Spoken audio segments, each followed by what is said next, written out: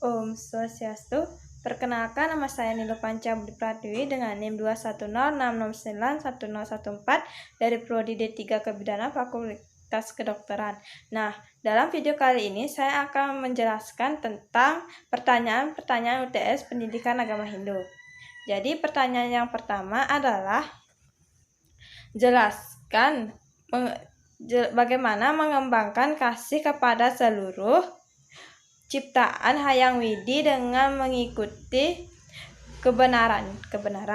Nah, jadi jawabannya adalah dalam ajaran agama Hindu, seluruh umatnya yang diajarkan untuk saling mengasihi sesama makhluk ciptaan Hayang Widi. Tentunya hal ini dapat didasari dengan mengikuti jalan kebenaran. Adapun contohnya dalam kasih dalam kehidupan sehari-hari sebagai berikut, yaitu menyiram tanaman atau tumbuhan dengan cara rutin, merawat tanaman yang baik, melakukan penanaman tumbuhan kembali di lahan yang gersang, merawat hewan dengan penuh kasih sayang dan dengan merawat hewan dengan baik, memberikan dana kepada panti asuhan, saling tolong-menolong kepada umat manusia yang membutuhkan, melakukan gotong royong, rajin menghanturkan dana punya, memberikan bantuan kepada orang suci, dan bahkan juga rutin melakukan persembahyaan.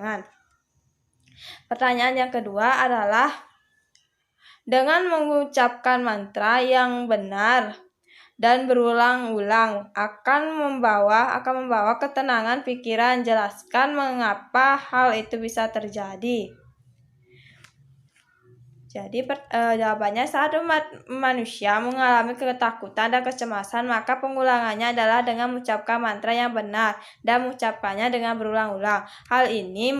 Hal ini dapat terjadi karena setiap umat Hindu memiliki konsep pemikiran yang sama tentang kegunaan mantra itu sendiri, yaitu mantra dapat dipergunakan untuk tentang perlindungan dari berbagai rintangan, ketakutan, kecemasan, bahkan juga kesulitan. Dan jika mantra dilaturkan dengan benar dan mengucapkan dengan cara berulang-ulang, maka umat Hindu percaya akan kekuatan yang mampu memecahkan guna tamas dan kelambanan ketakutan yang akan pada diri seorang. Oleh sebab itu, agama Hindu memiliki mantra ini sendiri sebagai menghancur energi negatif yang ada di sekitar pengucapannya dan dapat melindungi umatnya dari bahaya kesulitan. Nah, pertanyaan yang ketiga selanjutnya adalah pengalaman hidup yang pernah Anda alami yang ada hubungannya dengan perenungan. Jadi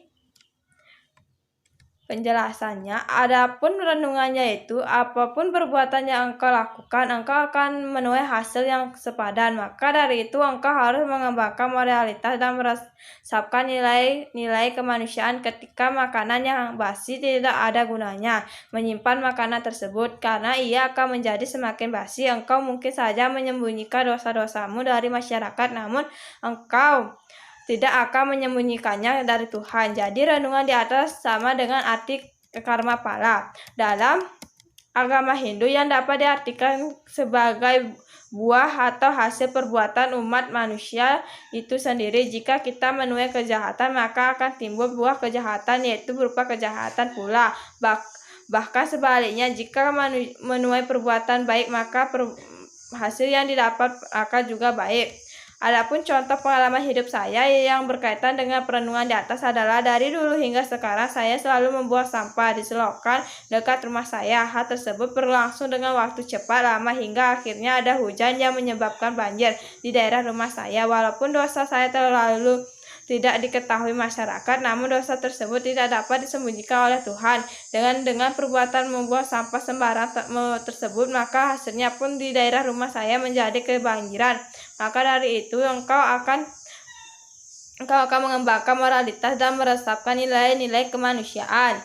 Pertanyaan yang selanjutnya adalah tahapan-tahapan meditasi. Tahapan pertama, siapkan air, handuk, sabun. Setelah badan bersih itu, lalu siapkan selimut agar nanti saat duduk terasa nyaman. Gunanya punggung tegak lurus adalah untuk berfungsi melancarkan peredaran darah kardiovaskuler karena sel darah merah dibentuk di daerah punggung. Memejamkan mata agar kita tidak terganggu oleh kegiatan aktivitas yang ada di sekitar agar bisa menenangkan pikiran. Setelah itu ucapkan mantra dengan mencuci muka, tangan, dan kaki baik untuk membersihkan tubuh kita dari kotoran atau membersihkan badan dengan dengan mandi lalu pergi ke kamar suci dan pada sana menghidupkan dupa harum. Duduk bersila, rileks dan posisi punggung tegak. Tangan diletakkan di pangkuan dan duduk dengan alas atau tikar, memejamkan mata lalu membaca mantra khusus dan baik. Tahapan yang terakhir adalah dengan mengucapkan Om berbuah suah yang dapat bertujuan untuk membersihkan pikiran. Setelah baca mantra, tutuplah mulut dan tenangkan pikiran, lalu mengucapkan Gayatri Mantra dengan tenang dalam hati serta mengharapkan pikiran suara mantap pada jantung. Nah, pertanyaan selanjutnya, hubungan yoga Surya Namaskar dengan pranayama. Jadi melatih konsentrasi, melatih pernapasan, mengendalikan stres dan kemasan, meningkatkan kelenturan otot, meningkatkan sirkulasi darah, menurunkan berat badan. Yoga Surya Namaskar yang terdiri dari beberapa yaitu sebagai berikut: Pranamasana, Hasta Uttasana, Padasana, Aswa Samcalaksana, Parwatasana, Asanga Namaskara, Bujang Sabha, Parwatasana, Aswa Sancalasana, Padasana, Hasta Uttasana, Pranamasana. Jadi Pranamasana proses berdoa, tubuh kita rapat dan meletakkan tangan di depan dada. Hasta Uttasana yaitu proses mengangkat kedua tangan, yang artinya regangkan tubuh, tarik nafas sejauh mungkin. Padasana pose tangan ke kaki, buang nafas dan lakukan rangan menuju kaki. Aswa Sancalasana yaitu pose berkuda, tarik nafas lagi dan usahakan tangan kanan menuju kiri. Parwatasana yaitu pose gunung, buang nafas kembali dan jangan lupa dan berusahalah angkat pinggul ke udara.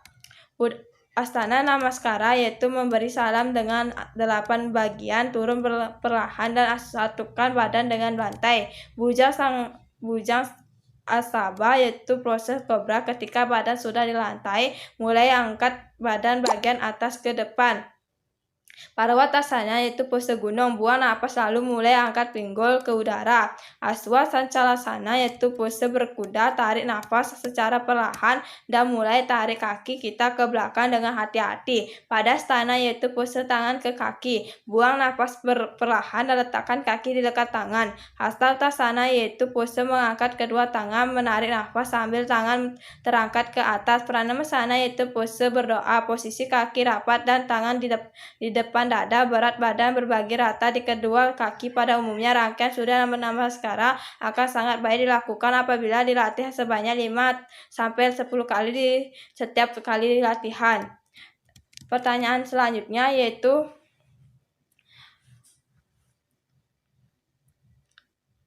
jelaskan ide Sang Hyang Widiwasa bersifat Wiyapi dan Wiyapi-Wiyapka. Jadi Tuhan itu hanya ada satu, namun itu banyaknya manifestasi membuat kita mengira adanya banyak Tuhan. Contoh pada sehari raya tumpah kandang, tumpah kerulut dan lain-lain, di mana tumpah kandang ini merupakan salah satu wujud rasa kasih sayang kepada hewan binatang ciptaan Tuhan. Di sini para umat mengaturkan persembahan kepada Sang Hyang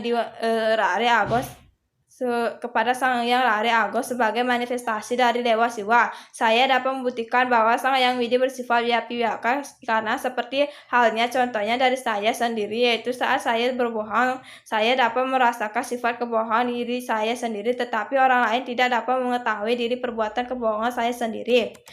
Pertanyaan selanjutnya yaitu jelaskan mengapa yoga asana penting untuk meditasi. Berdasarkan di Madhawacana dapat diketahui bahwa kitab Shruti dan Smriti dinyatakan sebagai sumber utama hukum Hindu dan kedudukannya sebagai sumber utama hukum Hindu dan kedudukannya Manawadasama. Ini hal dasar yang harus dipegang teguh. Shruti dan Smriti adalah kitab Dharma Sastra, di mana Dharma berarti hukum dan Sastra berarti ilmu. Jadi Dharma Sastra adalah ilmu hukum. Kitab Shruti ini adalah wahyu yang diterima langsung oleh para resi, sedangkan Smriti adalah kitab berdasarkan ingatan oleh para resi. Kedua kitab ini tidak boleh diragukan kebenarannya karena kebenaran dalam kitab ini tidak dapat dibantah dan diragukan, sehingga kedua kitab ini dijadikan sumber utama hukum Hindu. Karena Shruti dan Smriti dasar utama ajaran agama Hindu yang harus dipegang teguh, kebenarannya tidak bisa dibantah, maka Shruti dan Smriti merupakan sumber utama hukum Hindu. Peninjauan sumber hukum Tindo dalam arti sosiologi yang lebih ditunjukkan pada data-data ilmu kemasyarakatan yang sudah mempunyai aturan-aturan lembaga baik berdasarkan tradisi maupun pengaruh yang datang kemudian, seperti ada istiadat, lokal, desta, dan lain sebagainya. Peninjau hukum Hindu dalam artian filsafat merupakan sebuah pencarian rasional dalam sifat kebenaran realitas yang juga dapat memberikan pemecahan yang jelas dan menyampaikan permasalahan yang ada dari kehidupan ini.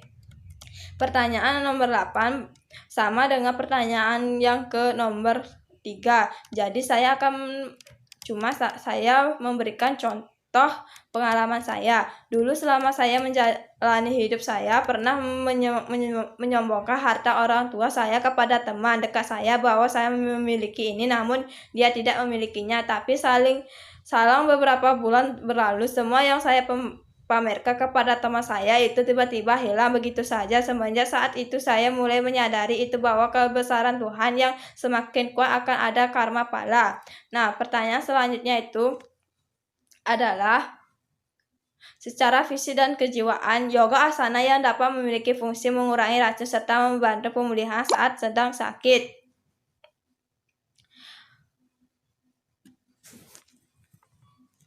Yang sedang sakit. Jenis yoga asana ini bahkan juga sangat baik untuk melatih meditasi serta konsentrasi, sehingga mampu meningkatkan kualitas hidup. Yoga asana dapat melatih konsentrasi karena sikap badannya yang nyaman, sehingga persiapan fisik dalam melatih konsentrasi pikiran saat meditasi. Kemudian berbentuklah berbagai bentuk gerakan tubuh yang dikenal dengan yoga asana. Dan pertanyaan selanjutnya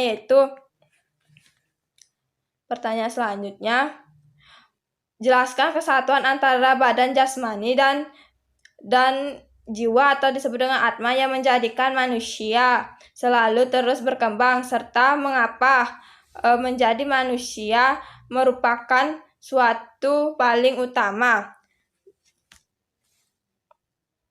Nah, dalam tubuh yang sehat terdapat jiwa yang sehat. Jiwa yang sehat menyebabkan metabolisme di dalam tubuh menjadi berfungsi dengan baik atau bekerja dengan fungsinya. Jika metabolisme bekerja dengan baik, maka badan menjadi sehat, sistem perkembangan tubuh berjalan normal. Yang menyangkut panca indera serta mengapa menjadi manusia merupakan suatu hal yang paling utama, dikarenakan manusia itu merupakan makhluk yang memiliki kemampuan untuk berpikir, berkata, dan bertindak, atau dalam agama Hindu disebut dengan tri, yang menjadikan manusia selalu terus berkembang dan mengapa manusia menjadi hal yang paling utama. Nah, dalam agama Hindu manusia memiliki tri pramana, sabda, bayu, dan idep, di mana manusia dapat bergerak, berpikir, berbicara. Maka dari itulah manusia kenapa selalu menjadi yang utama dan selalu terus berkembang.